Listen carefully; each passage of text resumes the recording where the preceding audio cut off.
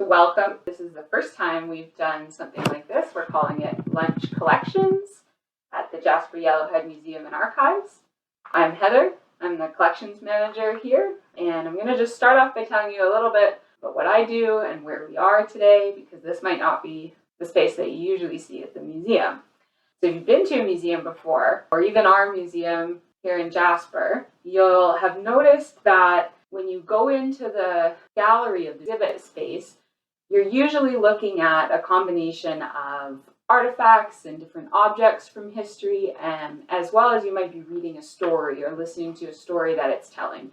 And those are very specific stories that we tell in the exhibits of the museum, but oftentimes they're just using a very small number of the artifacts that we actually have at the museum. And what we do with the artifacts that are not on display is we keep them in storage. But there's specific types of storage that we use in order to make sure that we're taking the best care of these items so they will last as long as we want them to last, which is forever, basically.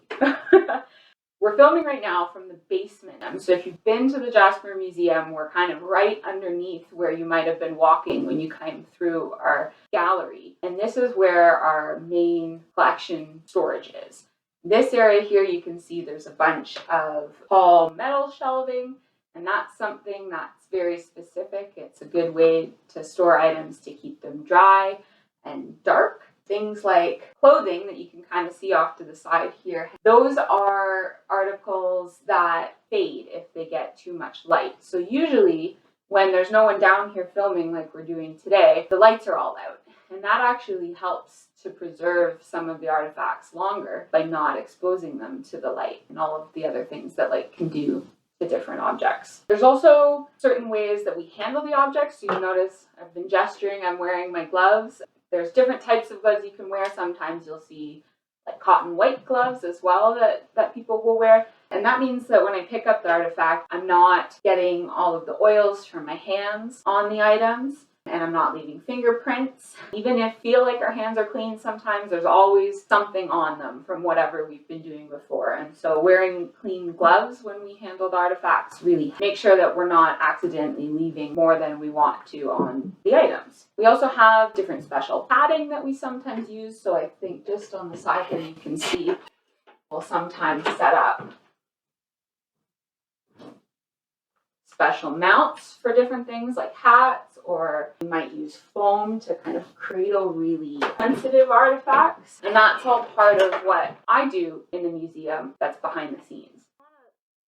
So this is just a little bite-sized session, but the next thing I wanted to focus on was artifacts that I've brought out here on the table. So they've kind of had a bit of a sport focus we've started with. Some of these items are well over 30 years old or older. Depending on the museum that you go to, it might be much, much older than that. But some are newer too. We actually like to collect newer objects that relate to the different events that take place in our area in Jasper and the Yellowhead corridor, and the different things that are happening, activities that people are participating in now, so that in the future, when we're coming to the museum or our ancestors are coming to the museum, they'll be able to see what we were up to. So everything now is actually going to be historical at some point, right? So first thing I'll pick up here, you can kind of see pretty obvious what that one is. I'll hold it up on a little bit more of a white background. Looks a little bit different than you might see today, but this is a tennis racket. And so the strings are made of a bit of a different material than you would see today, and it's made of wood, which is probably a much heavier material than tennis rackets are usually made from today. They're usually some sort of composite, I believe, today, so that they're really lightweight and easier to swing. But this can give us idea of what people were using when they were playing tennis 50 years ago, something like that. Here you can actually see something else that relates to storing our artifacts, and that's this little tag. We actually use special tags and string to attach the tag to the artifacts so that we can identify them. So I know all about the history of the artifacts, like the tennis racket and that sort of thing, because I've registered it with a certain number and it's tagged with that number. When I see it on the shelves in the storage area, I know exactly which tennis racket it is. We do have quite a few. The next item that I'm looking at is this kind of scary looking mask, and this is a fencing mask. We received this in 1996, but it's probably much older than that. I personally don't know a whole lot about fencing, but it's interesting to see what they look like now. And again, you kind of see a theme with this is fencing masks today would be a lot more lightweight. Probably use a lot more sturdy materials. We've kind of perfected that over time. Third thing right in front of me here. This is a really interesting artifact. It actually belonged to a local golfer who won a bunch of championships in Alberta and actually throughout Canada in the 50s and the 60s, and that was Ray Milligan. And this was her junior set of golf clubs. Quite heavy, but if I pick it up, you can kind of see each club is mismatched. So they're not all one set, they're kind of cobbled together. And this golf club bag is actually a handmade, it's like a jean material. So it's a handmade denim bag, and it's kid size, so it's nice and friendly for young golfers. Last artifact I've got on the table here. This one's kind of fun. Know what this is? Has any idea what you might use this for? Well, I'll let you know. It's a snowball thrower. So it's not your average sport equipment. It's specifically for snowball fights or catch with snowballs. And you would form the snowball and fit it into the little cup here, and you get some really good reach by throwing the snowball that way.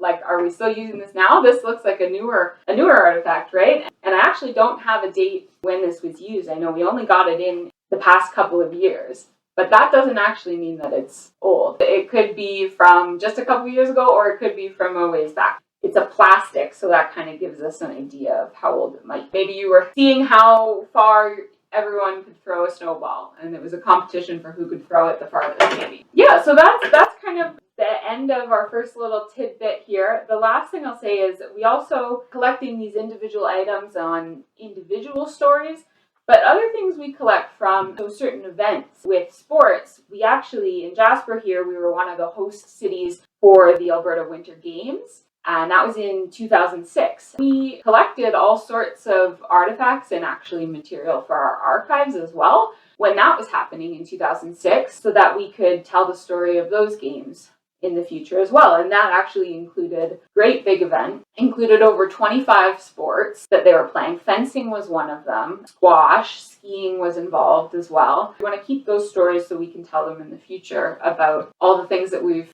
had happen in this area. And so with that, we'll wrap up. Thanks for tuning in for our quick lunch collections. This was the first one, but we'll be coming to you periodically with some more. Is there any questions anybody has?